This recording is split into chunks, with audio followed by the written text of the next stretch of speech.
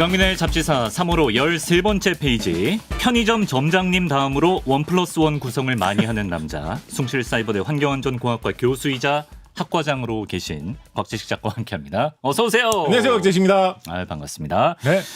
자, 여러분, 오늘은 초음속에 대한 이야기를 나눠보도록 하겠습니다. 최근 미국의 한 민간 기업이 그 독자 기술로 초음속 여객기 시범 비행에 성공했다는 뉴스가 화제가 됐는데요.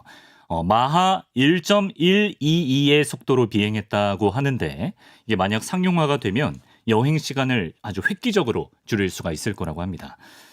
작가님, 일단 마하 1.122 이게 뭐 얼마나 대단한 건지 감이 잘 안 오는데, 마하가 정확히 어떤 의미인가요? 마하 일단은 최대한 안 쓰는 게 좋은 어떤 단위라고 할 수 있겠죠. 미터법이 왜냐면 아니군요. 미터법이 아닙니다.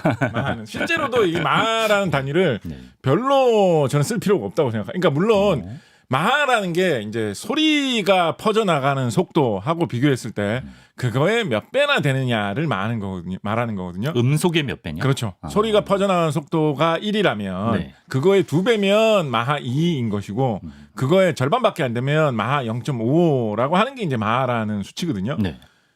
그래서 이제 그거에 필요할 때가 있습니다. 예를 들어서 내가 뭐 진짜로 소리의 속도를 생각을 하면서 어떤 움직이는 물체를 만들어야 된다. 실험을 해봐야 된다. 내가 그런 걸 연구하고 과학적으로 개발하고 그런 사람이다. 네. 라고 하면 이제 그거를 따질 필요가 있으니까 당연히 소리의 속도에 비해서 얼마나 빠른지 적은지를 딱 알아볼 수 있게 그거를 기준으로 보면 괜찮겠죠. 그래서 뭐 절대 뭐 지구상에서 추방해야 되는 그런 단위는 아닙니다. 예. 예를 들어 근데 그런 뭐 예를 들면 뭐 화씨 온도나 뭐 피트나 이런 거는 사실은 지구상에서 완전히 사라져도 별 의미가 없거든요. 그런 거는 의미한 거거든요. 유용한 그런, 곳이 없다. 그런 거에 비하면 마하라는 단위는 그 소리의 속도하고 비교할 필요가 있는 곳에서는 쓸법하다. 피트는 뭡니까? 피트가 뭐예요? 피트 그냥 아무것도 아니에요. 그거는. 피트 옛날에 어떤 이상한 사람 발길이었겠죠. 그렇죠. 옛날에 어떤 뭐 영국의 왕 발길이 뭐 이런 거였겠죠. 영국의 왕 발길이가 도대체 현대 사회에서 무슨 상관이 있습니까? 이런 건 진짜 완전 추방. 완전 무의미한 거거든요. 예. 우리의 어떤 허황된 어떤 인습 이런 거에는 아무런 의미가 없는 게 피트 뭐 이런 건데 인상 좀 펴주시고요. 그거에 비해서 예. 마하라는 거는 소리를 따질 때는 의미가 있기는 있는 겁니다. 그러니까 그거에 대해서 연구를 하거나 개발할 때는 사용할 필요는 있지만 혹시 소리나 네. 소리의 속도와 속도를 비교해야 되는 그런 어떤 기구나 비행기를 개발하거나 뭐 그걸 연구하고 계신가요? 저는 안 하고 있습니다. 그런 사람들은 쓸 필요가 전혀 없는 단위예요. 왜냐하면 예. 소리의 속도라는 게 소리에 퍼져나가는 속도라는 게 그때 다르거든요. 소리가 퍼져나가는 속도가 딱 정해져 있지 않습니다. 1이라는 상수로 볼 수 없나요? 아닙니다. 소리가 퍼져나가는 속도는 막 조건에 따라서 다 달라져요. 뭐 대표적으로 어떤 물질을 통해서 소리가 퍼져나가느냐에 따라서 일단 다르고요. 네. 소리가 빨리 퍼져나가는 물질이 있고 소리가 천천히 퍼져나가는 물질이 있습니다. 네. 공기하고 물 중에서 어디가 소리가 더 빨리 퍼져나갈까요? 공기와 물 중에서 당연히 물이 더 소리가 훨씬 빨리 퍼져나갑니다. 예. 공기보다 물이. 예. 그리고 온도에 따라서도 소리가 퍼져나가는 속도가 달라요. 온도가 좀 따뜻할 때 소리가 더 빨리 퍼져나갑니다. 온도가 추울 때 소리가 좀 좀 느리게 퍼져나가요. 그래서 마하 1이라는 속도가 정해져 있지도 않아요. 그러네요. 정확하게 진짜. 얼마가 마하 1이다 이런 식으로 정해져 있지도 않아요. 가변적이네. 네, 대충 우리가 일상생활에서 그냥 외우기 쉬운 속도로는 1초에 소리가 340m를 퍼져나간다 뭐 이런 식으로 많이 343m를 퍼져나간다 뭐 이런 식으로 많이 외우거든요. 네, 그게 이제 어떤 기준이 되는 조건에서 그렇기 때문에 거기에서 뭐 온도가 더 뭐 높아질수록 점점 빨라지고 뭐 이런 식으로 많이 생각을 하거든요. 그래서 만약에 1초에 340m를 퍼져나가는 속도면 대충 한 시속 1200km 정도 되죠. 그게 어떤 특정한 조건에서의 소리의 속도입니다. 그런데 만약에 뭐 온도가 달라지거나 기압이 달라지거나 아니면 여기가 뭐 공기 속이 아니라 뭐 딴 뭐 물속이거나 공기가 아닌 다른 성분 속에서 움직이거나 뭐 이렇게 된다면 소리의 속도 마하라는 거는 그때 달라지는 겁니다. 기준 역할을 못 한다. 네, 그래서 소리하고 굳이 내가 비교를 해야 되는 그걸 뭐 연구하고 관심 있게 보는 상황이 아닌 상황에서는 굳이 쓸 필요 없는 단위다. 시속 1200km를 기준으로 해도 되고. 네, 시속 그냥 미터법으로 얘기하면 돼요. 미터법으로 이야기하면 뭐 만사 편합니다. 그러네요. 네, 하면 되고 그런데 이제 개발을 할 때는 소리의 속도보다 빠르냐 느리냐에 따라서 비행기가 그거를 견딜 수 있느냐 없느냐, 뭐 비행기 꼭 아니라도 하늘을 날아다니는 물체가 그거를 견딜 수 있느냐 없느냐, 주변에 어떤 영향을 미치느냐가 많이 달라질 수가 있거든요. 네. 그러니까 내가 어떤 비행기의 성능이나 비행기의 어떤 구조에 대해서 개발을 하고 연구를 하고 평가를 해야 되는 입장이다. 그럴 때는 이제 속도를 이 소리의 속도 기준 마하라는 단위로 따질 이유가 그럴 때는 좀 있는 거죠. 아, 예. 그렇지만은 다 그 외의 상황에서는 굳이 마하라는 단위 이 마하라는 단위 이게 좀 그 거시기한 게 사람 이름 딴 단위거든요. 오스트리아 출신의 과학자 에른스트 마흐라는 사람의 이름을 딴 것인데 네.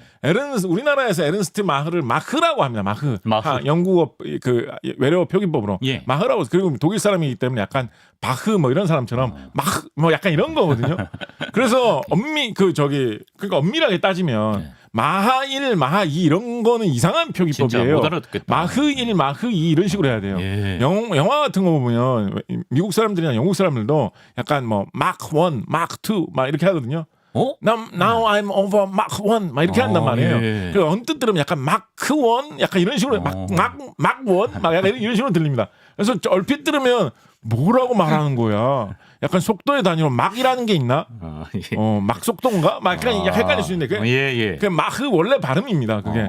근데 그게 일본에 갔다가 표기법이 이상해지고 바흐를 옛날엔 바하라고도 썼던 거 아십니까? 맞아. 네, 그래서 마흐가 마하가 된 건데 이게 약간 지저분한 이 비표준 단위 미터법이 아닌 단위다 보니까 그런 거를 깔끔하게 정리가 되고 관리가 좀 안 되다 보니까 이게 사람 이름은 마흐라고 쓰고 속력 단위는 어디 뭐 이상하게 마하라고 쓰는 게 좀 굳어져 있는 그런 것이 이제 비표준 단위를 쓰는 우리의 어떤 이런 좀 추하다고 하기까지는 아닌데 우리의 어떤 슬픈 자화상이다. 그러네요. 라고도 이야기해 볼 수가 있겠죠. 오늘은 초음속 여객기 얘기가 나올 예정이니까 마하를 좀 써도 될까요? 좀 써. 오늘은 뭐 그 얘기를 할 상황이니까 소리 속도가 그래서 비교할 상황이니까 오늘 같은 경우에는 뭐 좀 쓸 수 있겠죠. 하나만 좀 말씀드리면 벌써 하나만 하게 해주세요. 알겠습니다. 소리의 속도라는 게 소리 속도 엄청 빠르잖아요. 시속 1200km면 그렇게 빠른 속도를 따지는 소리의 속도가 이런 뭐 엄청나게 빠른 뭐 비행기 뭐 이런 거 말고 일상생활에 뭐 이럴 때 관련이 있을 때가 있을까 생각하실 수도 있겠죠. 근데 의외로 소리의 속도가 일상생활하고 굉장히 많은 관련이 있습니다. 특히 다른 나라에 비해서 우리나라 사람들의 일상생활에 엄청나게 관련이 많아요. 소리의 속도가? 네. 이거 혹시 아시나요? 우리나라? 제가 전공이 환경이잖아요. 환경 공부하신 분들은 이거 말하면 곽재식이 또 저쪽으로 약파네라고 하시면서 무슨 말 할 건지 벌써 감 잡으셨을 거예요. 진짜 환경? 소리의 속도가 우리의 특히 다른 나라보다도 한국인의 일상생활하고 되게 밀접한 분야 뭐가 있을까요? 뭐가 있을까요? 바로 층간소음 문제입니다. 층간소음. 소리가 어떤 우리 무슨 터널 같은 데나 이런 막혀 있는 그런 공간에서 소리를 이렇게 지르면 메아리 쳐가지고 소리가 되돌아올 때 있죠. 그렇죠. 이렇게 소리가 되돌아올 때 있지 않습니까? 소리가 반사돼서 돌아오는 거란 말이에요. 소리가 반사돼서 돌아오면 그 말은 소리가 튕겨져서 나왔기 때문에 그 바깥으로는 소리가 안 날아간 거거든요. 그래서 소리가 많이 울리는 곳일수록 그 바깥에서는 그 소리가 잘 안 퍼져 나갑니다. 안 퍼져. 그러니까 그 바깥 방이나 아랫집 윗집에서는 그만큼 소리를 못 느끼게 돼요. 우리 집안의 소리가 잘 울리고 있다면. 그러니까 그게 층간소음 또는 소음이 퍼져나가는 걸 따질 때 어떨 때 소리가 반사돼서 튕겨나오고 어떨 때는 소리가 통과해서 그냥 전달되느냐 이걸 따지는 게 되게 중요하거든요. 그런데 소리가 어떨 때 잘 반사되는지 통과되는지를 따질 때 제일 많이 보는 게 이 소리의 속도입니다. 물체마다 소리가 전달되는 속도가 다른데 소리가 전달되는 속도가 서로 다른 두 물질 사이에서는 소리가 제대로 건너가지 못하고 되튕겨서 나온다라는 게 있거든요. 그래서 뭐 돌 같은 걸로 이렇게 밀폐된 공간이 있으면 소리가 잘 울리는 겁니다. 공기에서 소리가 퍼져나가는 속도하고 돌에서 소리가 퍼져나가는 속도가 굉장히 다르거든요. 고유 음향 임피던스 뭐 이런 수치가 있는데 소리를 얼마나 잘 전달하는지를 나타내는 물질을 표현한 어떤 수치예요. 이게 그 물질의 무게, 정확하게 말하면 물질의 밀도하고 그 물질에서 소리가 전달되는 속도와 상관이 있습니다. 그래서 소음을 연구할 때, 층간 소음을 연구할 때는 그 시설물을 이루는 재질에서 소리가 얼마나 빠르게 전달되는지 느리게 전달되는지를 요거를 측정을 해서 따져가면서 자재를 일부러 좀 다르게 섞어줘야 되는 그렇죠. 건가요? 바로 그거죠. 그래서 자재를 좀 이렇게 섞어서 조합을 한다라든가 예. 자재의 소리의 속도가 좀 다른 자재를 인위적으로 사용을 한다든가 이런 걸 이용을 해가지고 최대한 층간 소음을 줄일 수 있는 소음이 퍼져나가는 거를 막을 수 있는 이런 식으로 설계를 해야지 소음 공해에 덜 시달린다라는 게 있죠. 이게 딴 나라보다도 우리나라는 사람들이 이 아파트 같은 이 집합주택에 사는 경우가 굉장히 많기 때문에 소음의 영향을 서로 간에 많이 받을 수 있는 그런 나라가 우리나라거든요. 그래서 우리나라가 의외로 이렇게 소리의 속도를 집 지을 때, 건물 지을 때, 그래, 아파트 중요하네. 지을 때도 많이 따지게 되는 나라가 야. 우리나라입니다. 숭실사이버대 환경안전공학과에서 이런 거 배울 수 있나요? 물론이죠. 너무 배우고 이번 싶다. 학기에도 이거를 마침 강의하고 있어가지고 제가 생각나가지고 이야기를 너무 한 배우고 겁니다. 싶다 진짜. 네. 예. 네. 그렇습니다. 사실 이번 경우는 민간 기업이 독자 기술로 개발해서 더 화제가 됐던 것이지 초음속 여객기는 이미 1970년대에 상용화됐던 역사가 있습니다. 이제 브루마블 게임에도 등장하는 프랑스와 영국이 정부 차원에서 개발한 콩코드 초음속 여객기 많이들 기억하실 텐데요. 콩코드 여객기가 상용화됐을 때 실제로 비행 시간을 아주 대폭 줄였었다면서요? 그렇죠. 우리가 실제로 비행기 타보면 좀 장거리 비행 가실 때 지루하면 뭐 어떤 거 보시나요? 영화 이런 거 많이 보시나요? 많이 시리즈 보죠. 보시나요? 예, 저장해 가서. 저는 보통 그런 거를 거의 안 보고 비행기 화면을 고르다 보면 그냥 속도하고 네. 거리 뭐 이런 거 나온 거 그거 있잖아요. 재밌어. 네. 예. 근데 30분 보면 지루하잖아요. 아니 그거 전 잠들 때까지 그렇게 보면서 계속 그냥 멍 때리고 있거든요. 인생을 살면서 멍 때릴 만한 시간이 많이 그렇게 흔하지는 않지 않습니까? 그렇죠. 저는 비행기 타게 되면 그거 보면서 그냥 멍 때리고 있는데 예. 의외로 또 이제 그게 왜 그러나 몰라. 그거 보다 보면 막 피트 마일 단위로 막 파시 단위로 막 바꿔가지고 보여주잖아요. 좀 그런 거 좀 안 했으면 좋겠어요. 화나서 잠을 못 자고. 그냥 미터법으로 보여주고 정 그거를 이해 못하는 사람이 있으면 옵션 버튼을 이렇게 누르면 그때만 좀 바꿔서 보여주면 되잖아요. 그렇죠, 왜 굳이 좀 꼴사납게 왜 꼴사납다니. 피트 이런 걸 왜 바꿔주는지 모르겠어요. 하여튼 그거 계속 바뀌는 거 보고 있으면 그런 거에 대해서 다시 한번 좀 생각도 하게 되고 그렇군요. 미터법을 더 퍼뜨리기 위해서 내가 뭘 해야 될까 이런 생각도 좀 많이 들게 되고 그래서 저는 그걸 계속 보고 있는데 그거 보고 있으면 우리가 일상적으로 여객기 타고 날아다닐 때 날아가는 비행기의 속력이 표시가 되지 않습니까? 보면 뭐 한 800km 시속 800km에서 시속 900km 사이 그 정도로 나타나죠. 그죠? 그 정도면 사실은 음속에 거의 다가가는 속도입니다. 1200이니까 그죠? 네, 근데 사실은 그 음속이 1200보다는 좀 낮을 거예요, 아마. 그 비행기가 날아가는 그 상황에서는 아마. 그러니까 조금 더 음속에 더 가깝겠죠. 아마도. 그러니까 이게 마일이라는 단위를 웬만해서는 쓸 필요가 없는 거예요. 이게 비행기가 어디를 날아다니고 있느냐, 어떤 조건에서 날아다니느냐에 따라서 이게 뭐 마하 0.9일 수도 있고 0.8일 수도 있는 거거든요.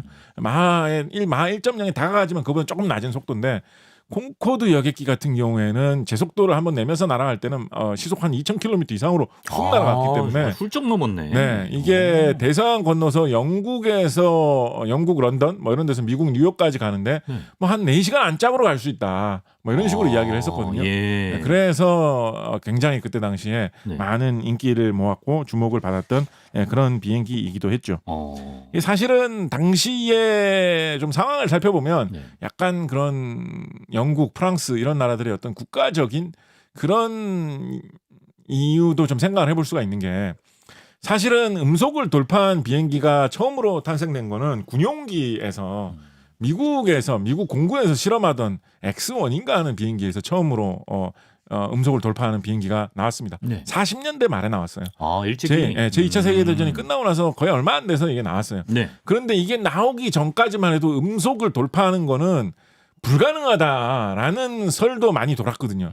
왜냐하면 음속이라는 게 소리가 퍼져나가는 속도인데 소리가 퍼져나간다는 거는 공기의 떨림이 전해진다는 거지 않습니까? 공기가 떨리면서 공기가 움직이면서 옆에 거를 자꾸 떨게 해가지고 퍼져나가는 속도라는 거는 공기가 어떤 영향을 미치는 그 속도인데 그거를 공기 속에서 가는 물체가 어떻게 더 빨리 갈 수가 있느냐.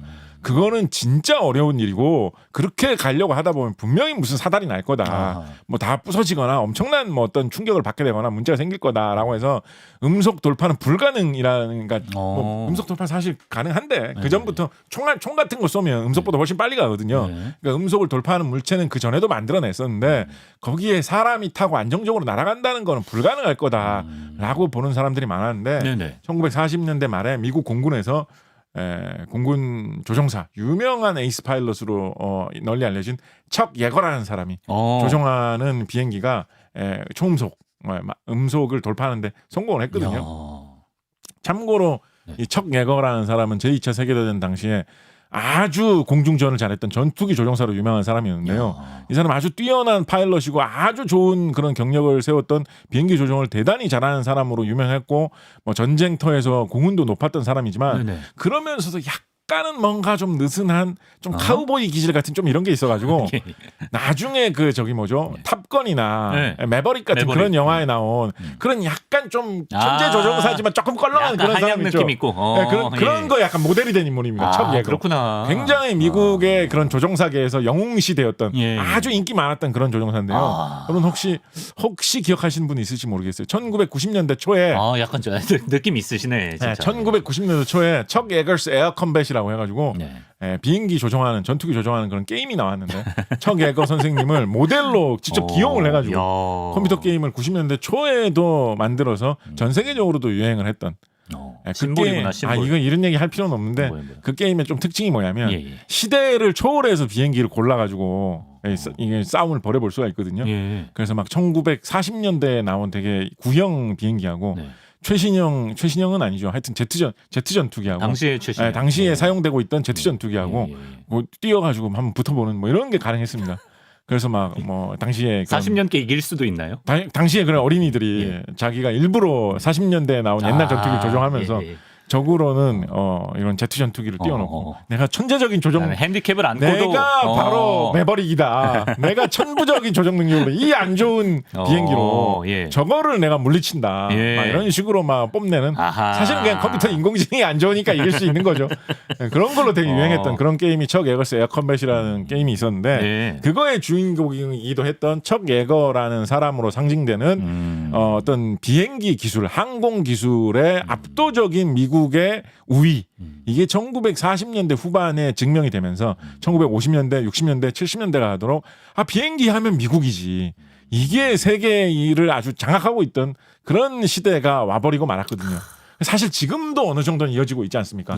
비행기는 미국제 비행기가 세계에서 가장 성능이 좋은 거 아닌가?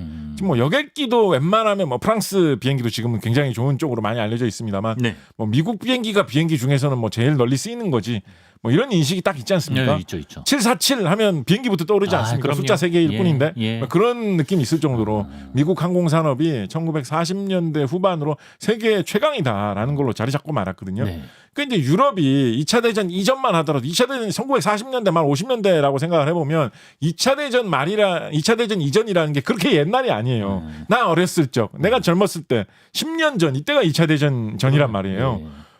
나 어렸을 때만 해도 로얄 에어포스 영국의 공군이 세계 최강이라고 하던 시기가 있었는데 프랑스에서 만든 비행기가 세계 최고의 성능을 갖고 있다.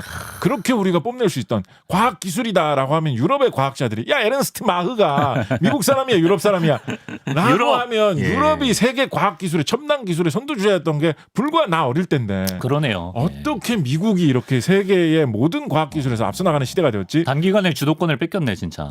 이거에 굉장히 좀 쉽게 말하자면 뭐 자존심의 상처를 받았던 그렇겠네요. 약간 그런 게 문화적으로 좀 퍼져 있었던 그런 시기가 어떻게 보면 50년대 60년대 유럽이라고 볼 수 있습니다. 그런 상황에서 이거를 뒤집을 수 있는 큰 거 한 방을 뭔가를 우리가 날려야 되겠다.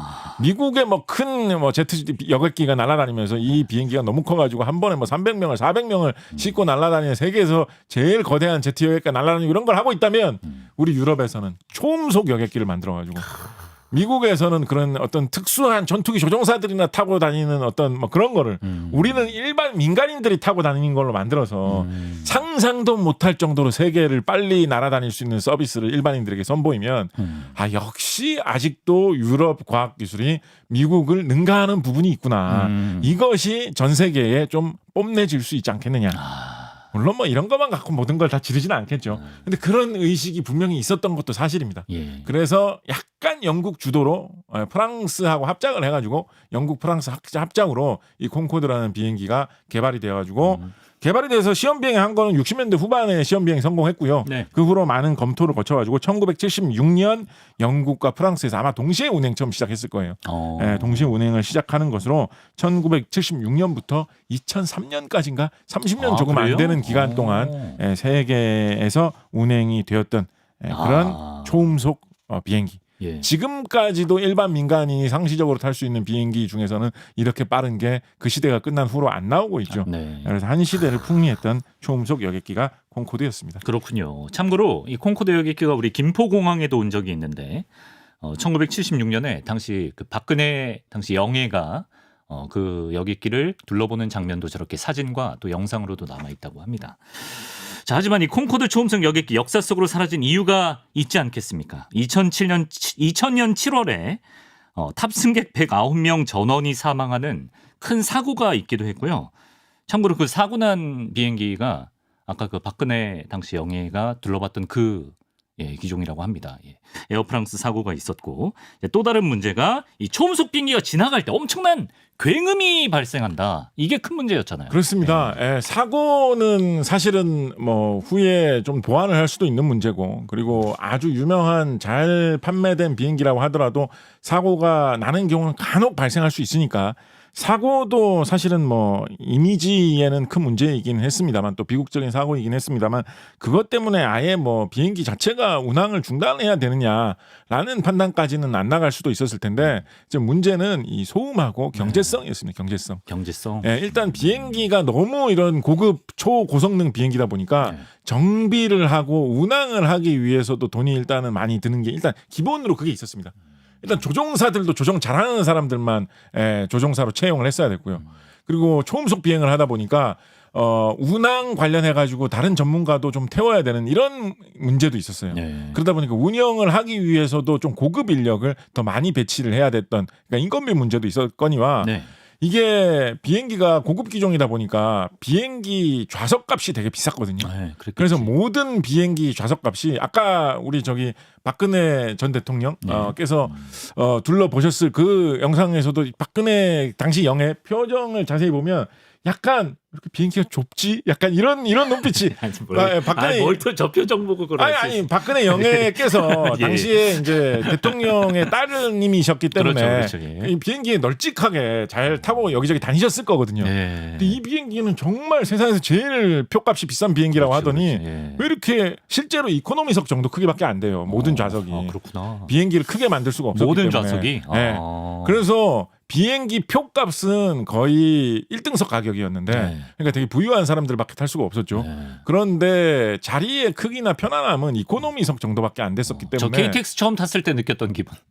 좌석이 생각보다 좁은데. 근데 KTX 값은 그렇게 안 비싸지 않습니까? 그렇죠. 비교가 안 되죠. 근데 저거는 뭐 1등석 값을 막 1등석은 비즈니스석보다도 막 배에 비싸고 막 이렇잖아요.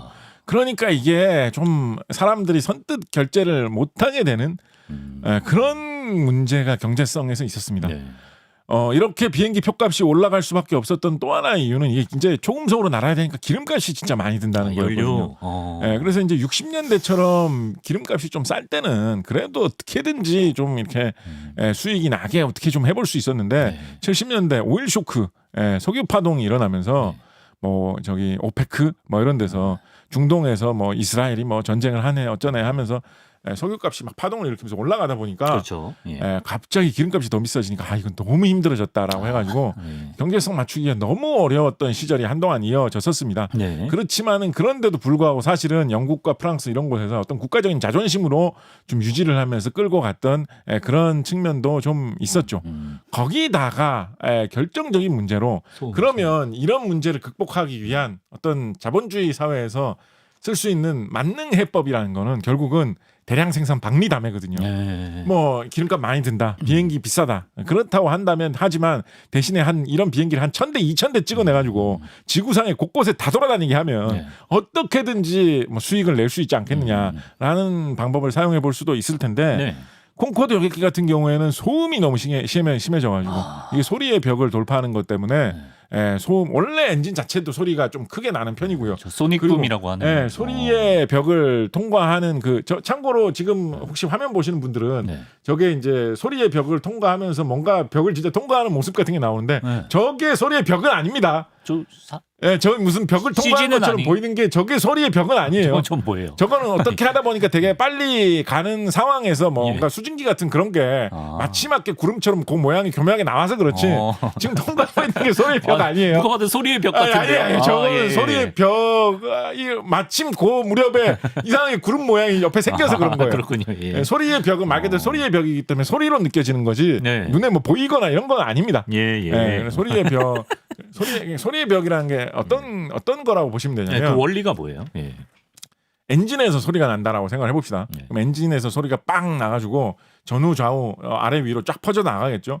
그죠? 소리가 앞으로 1초 후에는 만약 소리의 속도 340m라고 하면 1초 후에는 앞으로 나가고 있는 소리는 앞에 340m만큼 엔진에서 빵 낸 소리가 앞으로 340m만큼 퍼져 나가가지고 빵 이러면서 그 위치에 소리가 막 울려 퍼지고 있겠죠. 그죠? 그렇죠. 예. 그런데 내가 날아가고 있는 비행기가 마침 소리의 속력하고 같아가지고 1초에 340m만큼 앞으로 전진했다.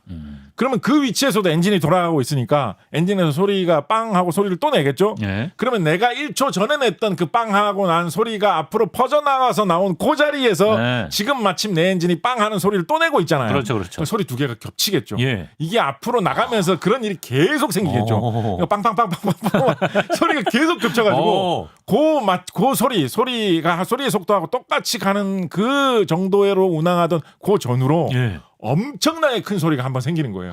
소리들이 다 겹쳐가지고. 그 원리구나. 그럼 그게 어디에 퍼지면 지상까지 퍼져 나오거든요. 그럼 뭐 천둥 소리 같은 게 뻥 막 이런 소리가 납니다. 거기 살고 있는 사람들 어떻게? 그게 이제 이게 좀 그래서 우리나라에서도 가끔 우리나라에서 이제 전투기들이 훈련 비행 이런 거 많이 하는데 우리나라가 큰 나라가 아니다 보니까 민간인들이 사는 지역 근처에서도 전투기들이 훈련 비행하다 보면 가끔 가다가 소닉붐 만들어내는 경우가 있거든요. 근데 이게 소리의 속도보다 더 빠른 물체가 돌아다니면 약간 상식으로 가늠하기 어려워지는 그런 문제가 많이 생깁니다. 무슨 문제냐면 우리가 어딘가에서 소리의 속도보다 보통 대부분의 물체가 안 빠르잖아요. 그래서 멀리서 차가 달리는 소리가 들린다라고 하면 거기를 보면 차가 나한테 오고 있죠. 모든 게 다 그래요. 그게 기본이에요. 소리가 들려가지고 그쪽을 보면 저기서 뭐가 오고 있네. 이렇게 되는 게 우리 인간이 기본적으로 적응한 상식적인 세상이란 말이에요. 그런데 비행기가 소리의 속도보다 더 빠르면 어디서 소리가 나는데 그쪽을 보면 벌써 비행기는 지나가고 없기 때문에 아무것도 없는데 막 소리만 뭐가 오고 있고 소리가 안 들리는데 뭐가 막 오고 있어. 저게 뭐야? 소리 없는 비행체인가? UFO인가? 막 이러고 있는데 지나가고 나면 좀 있다가 구가각 막 소리가 들리고 이런 일이 발생한단 말이에요. 그래서 소닉붐 일으키는 그런 고속으로 움직이는 전투기들이 활동하는 공간에서는 착각하기 쉽습니다. 뭐 때문에 어디서 왜 소리가 났는지. 그래가지고 막 소문 생깁니다. 이 동네에 아무것도 없는데 갑자기 뭐 오후 2시만 되면 꽝꽝 하는 소리가 난다. 이거는 뭐 비밀 무기를 시험하고 있기 때문이다. 라든가 심지어 요즘은 이런 경우까지는 없는데 옛날에는 막 그런 경우 있었어요. 무슨 뭐 어떤 누가 만든 예언서가 되면 예언서에 보면 무슨 뭐 외계인이 내려올 때 혹은 뭐 지구가 종말하기를 앞두고 하늘에서 천사들이 부는 나팔 소리가 들리는데 저 소리가 바로 그 나팔 소리다. 아무것도 없는데 엄청나게 큰 빵 이런 소리가 들리니까 저게 바로 천상에서 들리는 천사들의 나팔 소리다. 엄청난 일이 생길 거다. 막 이런 이상한 사이비 종교 만든 사람도 생기고 그런 게 소닉붐 문제였습니다. 초음속 비행기에서는 종종 발생하는 문제고 그게 아니라도 엔진 자체가 좀 이렇게 출력이 세고 뭐 이런 것도 문제이기도 했었습니다. 그렇다 보니까 이 콩코드 여객기는 돌아다니면 소음이 너무 많이 나가지고 바다 위를 다닐 때만 초음속으로 운항하는 게 기본이었어요. 그랬어요. 그래서 육지로 건너 다닐 수가 없었어요. 육지로. 그러다 보니까 날아갈 수 있는 불편하다. 그런 경로가 몇 군데가 없는 거예요. 비효율적이야.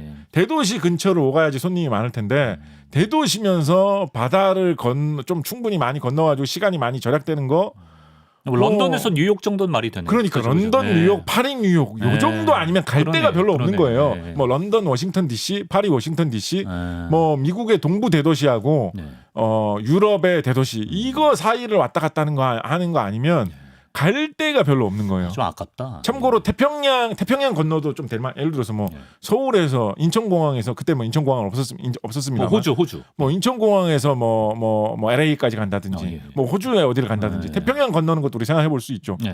그런데 콩코드 여객기는 크기가 크지 않았기 때문에 연료 소모가 많고 크기가 크지 않았기 때문에 비행기가 날아갈 수 있는 거리가 또 한계가 있었어요. 그래서 태평양을 건너기에는 조금 모자랐어요. 거리가. 그래서 태평양 노선에도 투입을 할 수가 없었어요. 애매하구나. 네, 그래서 운항할 수 있는 구간이 몇 구간 안 되다 보니까 이거를 무턱대고 수백 대 수천 대를 찍어내가지고 전 세계에 박리다매식으로 어떻게 굴려보자 라는 것도 안 됐거든요. 그래서 콩코드는 그래도 5기로 이게 영국 과학기술의 자존심인데 프랑스 과학기술의 상징인데 라고 하면서 5기로 좀 운항을 하던 시기가 있긴 했었는데 2003년 이후로 그거 좀 마지막 비행을 해가지고 지금 벌써 한 20여 년째 그러니까 이런 말 사용하죠. 뭐 오래된 미래 뭐 이런 말 사용하기도 하죠. 과거에 여러 가지로 야심차게 굉장히 미래적인 어떤 변화를 추구를 했었는데 좀 수포로 실패로 돌아가고 지금은 다시 언젠가 미래가 되면 그런 게 가능해지는 때가 언젠가 올지도 모른다. 현재에 있는 사람들이 오히려 과거에서 미래 기술을 찾아야 되는 그런 분야들이 몇 가지 분야들이 있는데 예를 들어서 뭐 아폴로 우주선의 달 착륙 이런 것도 약간 좀 그런 거죠. 60년대, 70년대에 달 착륙했었는데 지금 수십 년째 달에 다시 또 사람이 못 가고 있지 않습니까? 그렇죠. 미래가 되면 달 착륙을 또 하게 될 거야. 이런 식으로 생각하지 않습니까? 초음속 이런 여객기라는 것도 2003년까지 가능했던 것이고 혹시 2003년 이후에 태어나셔서 이 방송 듣고 계시거나 보고 계시는 분 계신가요? 미래에 다시 찾아와 한 번도 경험해 보지 못한 게 오히려 과거에 있었다. 언젠가 미래에 다시 올지도 모른다. 뭐 이런 기술 중에 대표가 콩코드 여객기이기도 합니다. 이번에 시험 비행 성공했다는 그 XB-1 여객기 같은 경우에는 그 굉음 문제를 줄이기 위해서 더 높은 고도에서 이제 다니게 했다고 하던데. 뭐 그런 방법도 생각해 볼 수가 있겠죠. 그랬을 때 연료를 더 먹는 거죠. 어쨌거나 빠르게 움직이려고 하면 이제 연료도 더 먹게 될 것이고요. 그리고 또 한 가지 이제 좀 생각을 해봐야 될 게 이게 진짜 신기하고 좀 재밌는 건데. 뭐죠? 흔히 좀 요즘에 워낙에 기술이 빨리 발전하니까 좀 다른 방법도 사용할지 모르겠는데 이게 소리 때문에 생기는 소음, 충격파의 어떤 그런 피해 이런 걸 최대한 줄이기 위해서 많이들 사용하는 방법이 비행기를 이렇게 좀 길게 뽑는 겁니다. 앞부분을 이렇게 좀 뾰족하게 좀 길게 뽑아가지고 그게 최대한 소리의 충격파의 영향을 좀 덜 받게 하는 식으로 좀 구조를 많이 설계를 하거든요. 사실은 콩코드만 해도 그래서 앞이 좀 삐죽하게 길게 나온 편이에요. 그래서 이거를 뭐 새에 비유한다고 하면 이 새의 불이라고 할 수 있는 부분 있죠.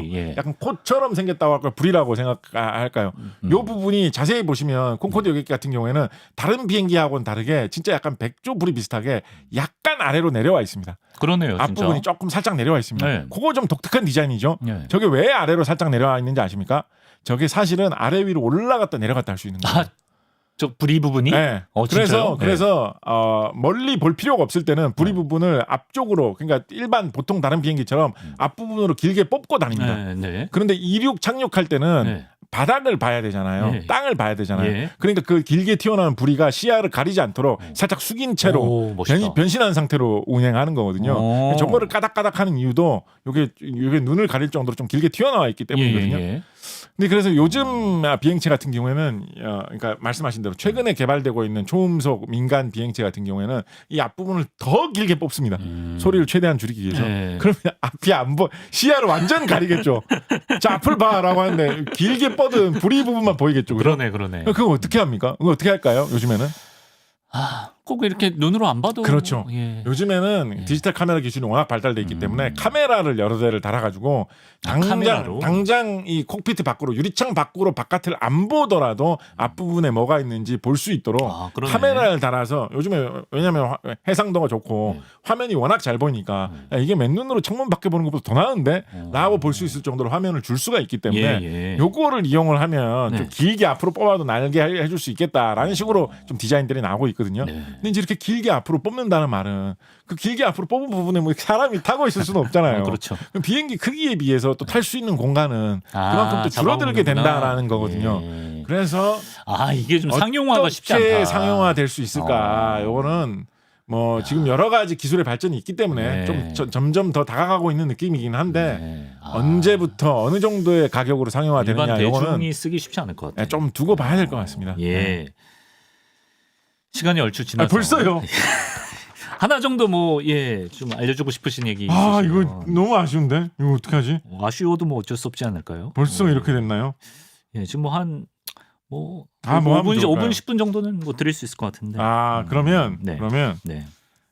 초음속과 관련해서 우리나라에서 개발한 초음속 비행기 예시를 좀 말씀을 드리면서 궁금합니다. 예. 좀 정리를 해보도록 좋습니다. 하겠습니다. 예. 우리나라에서 그러니까 전투기 조종사들이 이 제트기로 훈련하는 목적의 훈련 연습기를 자체 개발을 하려고 했던 적이 있었습니다. 네. 왜냐하면 우리나라도 비행기 기술을 조금씩 성장을 시켜나가지고 그거를 우리나라의 기술 개발의 과제로 앞으로 미래의 산업으로 육성시키고자 하는 꿈이 있었기 때문에 옛날부터 차근차근 국산 비행기를 만들어서 한번 팔아보자라는 게 시도가 되고 있었거든요. 네. 그러다가 2000년대 초반경에 우리도 제트기를 만들어가지고 전투기 조종사들이 실제 전투를 하는 용도로 쓰기에는 좀 성능이 되게 뛰어난 게 필요하니까 그래야지 적군하고 싸웠을 때 이길 수 있으니까 그렇죠. 적군하고 지금 싸우고 있는데 잠깐만 국산 전투기라 가지고 개발한 지 얼마 안 돼 가지고 성능 좀 떨어지니까 약간 봐주면서 싸우자 이럴 수는 없잖아요. 안 되죠. 적하고 목숨 걸고 싸울 때는 제일 성능 좋은 전투기를 싸워야 될 거 아닙니까? 예. 그러니까 실전에서 싸우는 전투기는 우리가 당장 개발해서 대체할 수 없겠지만 연습용으로 훈련용으로 전투 조종을 배워보는 용도로 사용하는 전투기는 좀 값이 싸고 뭐 좀 이렇게 성능이 웬만한 거를 만들면 좀 이렇게 실용적인 거를 할 수 있지 않겠느냐라는 이야기가 나와가지고 네. 훈련기 연습기를 개발하는 사업이 2000년대 초반 전후로 해가지고 진행이 됐었던 적이 있었습니다. 예. 그래서 실제로 개발되어가지고 성공적으로 제품이 나와가지고 지금도 사용하고 있는 훈련용 그리고 연습용 기종이 전투기. T-50이라는 우리나라의 어떤 대표적인 전투기 형태, 제트기 형태의 군용기라고 볼 수 있는데요. 네. 이 T-50 같은 경우에 우리가 처음으로 이런 좀 그 제트 엔진을 가진 실용적으로 사용할 수 있는 그런 기종을 개발해가지고 만들어 보는 거다 보니까 초음속을 만드는 건 좀 무리가 아니겠느냐라는 이야기들이 많이 있었어요.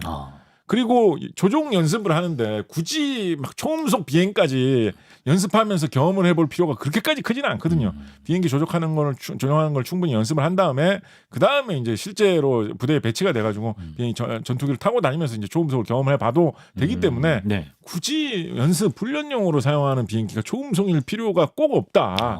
라고 해가지고 초음속으로 만들지 말자는 주장도 당시에 상당히 좀 설득력 있게 많이 나오고 있었습니다. 예. 그런데 네. 약간의 오기, 약간의 고집으로 네. 초음속으로 밀어붙였어요.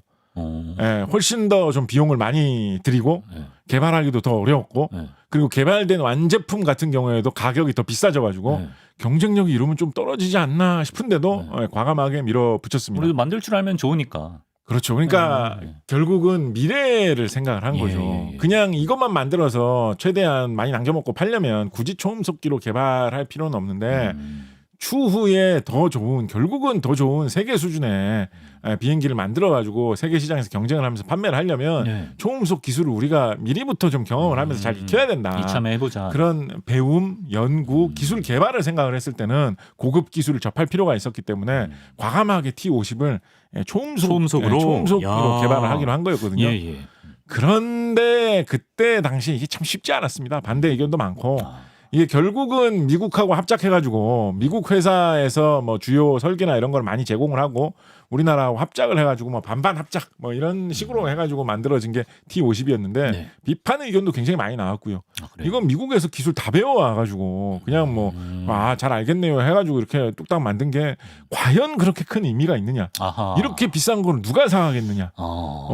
그리고 뭐 막상 하면 훈련밖에 할 게 없는데 이게 그렇게 큰 의미가 있느냐? 이건 뭐 그냥 돈 낭비 아니냐? 뭐 이런 식의 되게 그런 반대 의견도 상당히 특히 뭐 언론계 이런 데를 중심으로 왜냐하면 또 이제 비판하는 입장에서는 그것도 해본 만한 이야기잖아요. 그래서 많이 있었고 그거 개발하시는 과정에서 참가하셨던 그 개발진 인력으로 계신 분하고 제가 무슨 방송에서 같이 이야기를 하면서 이야기를 했던 적이 있었는데 네네네. 그때 이야기하시니까 그때 고생 많이 했다고 별의별 이야기를 다 해주시는데 아. 그분이 지금 환갑 지나셨거든요. 이제 세월이 많이 지나셔가지고. 예. 근데 그때 이야기를 하시다가 눈시울을 막 아 붉히시더라고요. 진짜 예, 고생하는 아. 생각과 그때 당시에 마음고생도 하시고 너무 좀 부당한 대우를 받았던 동료들도 막 생각나고 하다 보니까 예. 근데 결국은 그렇게 해서 이제 T50이 나왔어요. 예. T50이 나온 다음에 T50 성능이 좀 과도하게 어떻게 보면 좀 좋잖아요. 너무 좋잖아요. 훈련에 쓰기에는. 훈련에 쓰기에는. 네. 그래서 그거를 조금 개조를 해가지고 네. 실전 용도로 되는 제품도 개량을 해서 만들었습니다. 그래서 FA50이라는 네. 뭐 경전투기, 공격기 계통의 그런 전투기를 만들어서 이게 T50, 뭐 FA50 이런 식의 계열기 다 합치면 우리나라에 뭐 100대 이상 지금 많이 만들어져서 배치가 돼 있습니다. 실전에서 많이 사용이 되고 있는데 그래서 아까 이게 가격만 비싸고 그렇다고 뭐 최신형으로 엄청나게 좋은 비행기도 아니고 원래 훈련기로 쓰던 거를 개조한 정도의 성능인데 이게 뭐 그렇게 큰 의미가 있겠느냐라고 생각하던 시절도 있었는데 이상하게 2010년대 특히 2020년대 되면서 네. 갑자기 엄청나게 인기를 많이 끌게 되었습니다. 아 그래요? 왜냐하면 네. 이게 참 이게 어떻게 보면 세계사에 어떻게 보면 비극 때문인데 러시아 우크라이나 전쟁이 발발하면서 세계의 수많은 중소 국가들이 네. 지금 빨리 우리나라도 전투기가 필요하다라는 나라들이 세계에 많이 생겨났거든요. 근데 그런 나라들이 무슨 우리나라처럼 뭐 남북 대립 때문에 굉장히 강력한 무슨 많은 군대가 필요하고 이런 거는 아닌데 야, 우리나라에 전쟁 같은 거 안 일어나. 별 뭐 이런 거 필요 없어. 우리나라 전투기 한 대도 없어도 돼. 이랬던 나라들이 갑자기 필요해져. 전투기 한 대도 없는 건 좀 너무 심한 것 같다.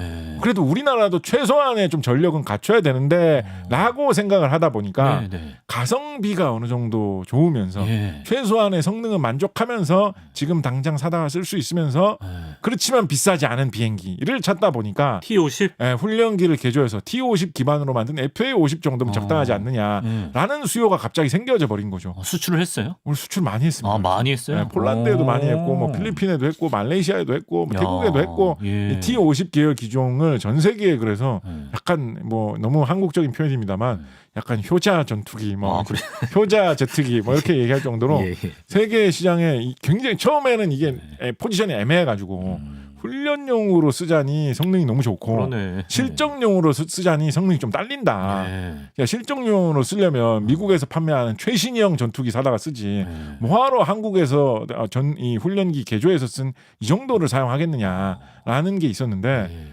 근데 세상에 이런 국제 전세가 바뀌면서 미국에서 최신형 전투기 사기에는 우리나라는 좀 너무 부담스럽고 최소한의 작전을 할 수 있는 전투기 몇 대 정도만 있으면 될 것 같은데 좀 저렴한 가격에 당장 생산해서 납품해 줄 수 있는 데가 어디 있느냐라고 살펴보니까 세상에 몇 군데 없는 거예요.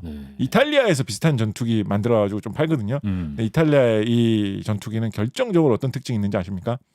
초음속이 아니에요. 초음속이 아니에요. 아 그래요? 음속을 넘지 못해서 근본적으로 성능이 좀 달라요. 그러다 보니까 약간 차이라면 기왕이면 한국제 이런 식으로 이야기가 넘어와가지고 FA50이 처음에는 이게 애매해가지고 안 팔릴 줄 알았는데 세상이 바뀌어가지고 이상하게 애매한데 해가지고 잘 팔리는 그런 세상이 138대 팔았답니다. 네, 그런 성능을 가진 그런 제품으로 굉장히 좀 유명한. 그 선생님도 되게 복합적인 감정이 들었거든요. 그렇죠. 지금은 엄청 뿌듯해하십니다. 그리고 그 이후에 자체 설계로 나온 KF-21이라는 본격적인 전투기죠. 본격적인 고성능 전투기도 개발이 되어가지고 지금 뭐 시제품이 날아다니고 있고 아마도 내년쯤이면 공군에 실전 배치될 것 같은데요. 이 KF-21 같은 경우에는 뭐 당연히 이미 이제 초음속 비행기 만들어 본 적이 있지 않습니까? 당연히 처음부터 초음속으로 설계돼가지고 한결수월하죠. 더 우수한 초음속 성능으로 개발되어서 아마도 우리나라의 하늘을 지키는데 도움이 되지 않겠느냐 예상하고 있습니다. 이런 거 길게 봐야 됩니다, 정말. 좋습니다. 약간의 좀 아쉬움이 있지만 분량상 여기서 마치겠습니다. 초음속에 대한 다양한 궁금증들 풀어봤습니다. 곽재식 작가와 함께했습니다. 고맙습니다. 감사합니다.